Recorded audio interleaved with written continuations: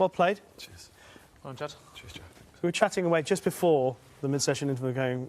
We presumed that you just wanted to get it done and dusted in that frame, so you didn't have to come back again after a 15-minute break. Yeah, it was difficult, I think. As soon as Tom started missing in that first frame, it was like, I'm just thinking it's over. And then all of a sudden you take your eye off the ball kind of thing, missed a couple of shots in, and now you're begging just to get over the line. So I felt a lot more comfortable today. I felt in control. I felt like I started to play well yesterday, but I missed a couple. The tables were very difficult, I think. Stephen Hendry and Joe, we were chatting away during the match and were saying that sometimes when you have a big lead, like 11-5 going into the session, sometimes it's hard to turn up as focused as you would do if it was still in the balance or if it was the start of a match. Is that maybe sometimes what happens in these sort of situations?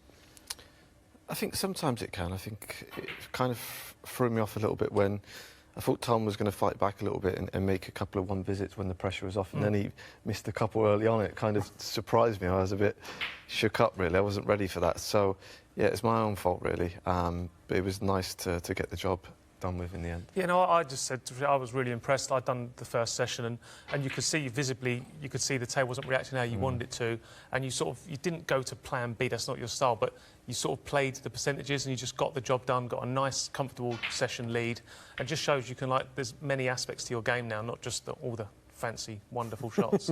Yeah, I think it's something you have to notice and not get down on yourself. I think if the table's playing a bit heavier or not how you want to play it, or maybe you're not cueing how you want to, you've got to just shut up shop, really, and do whatever you can. Just will yourself over the line to get a lead or stay in touch. So that was just my main aim in that first session, to stay in touch. I managed to get 6-2. From then on, I think you always come out as a different person when you've got a bit of a lead, don't you? A bit more relaxed. And I just also think, you know, if you give yourself that platform, you know if you play well, you can absolutely just run riot in a session and win 7-1, 6-2, no problem. But the fact that you can now do that when you're not actually firing the big breaks in, you know, it must be great for you to know you've got all them sort of tools in your box now. Yeah, I think it's something that I've been doing a lot this season, just managing to get over the line in any way possible, really. Yeah. So I'm a lot better at missing balls and not getting down on myself as well, really. Join the club. Yeah, I'm finding a way of doing a Neil Robertson and blaming something else. So it's a good mindset to have. When you can get to that point where you don't really care, you feel like next time you come to the table, that last bad shot or something's out of your head, then I think you're in a good mindset. I know players don't like to look too far ahead. They just want to think about the next shot most of the time. But at the start of this tournament, we heard you talking about being considered one of the greats. Listening to all the other experts talking, they're already saying that that's where you're at, nearly. And you've said that in order to be considered that, you have to win this more than once. We look at the list of multiple Crucible champions, and you look down the names there, Hendry, O'Sullivan, Davis, Higgins, Selby, Williams. They're all considered one of the greats. Do you feel that you've put extra pressure on yourself? Does it matter to you? Or are you just acknowledging the history of the game? I think whatever I do, someone will move the goalposts. So, and that's the truth, I think, of it. If I get to 5, then it's not as good as 8 or 9 or 10. Look, I think a lot of people say it is a positive. They believe that I have a lot of talent and maybe I should be up there. But I think for me, I've maybe gone about it a different mindset and maybe not put so much emphasis on one tournament and just tried to win absolutely everything.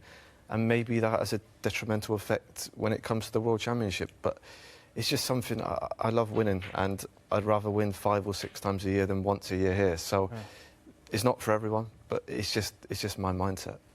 And I think, just going back to what Joe's saying, would it be fair to say that you've learnt so much over the years that you're at your peak, and do you feel that there's more for you to learn? I feel like there's always little things, but maybe there's stuff I've learned that I haven't quite channeled in the right way or haven't quite gotten into my game. I think I still love playing the top players. I still feel like every time I play the top players, I can still learn from them, and I still love being out there and competing. I feel like now, from maybe when I first won the World Championship to maybe when I'm 40, maybe is going to be my absolute prime. So I feel like now I need to really make the most of what I've got in my game. I like the idea that you're still some way off your prime. It's quite exciting for all of us as snooker fans. Congratulations. Good luck.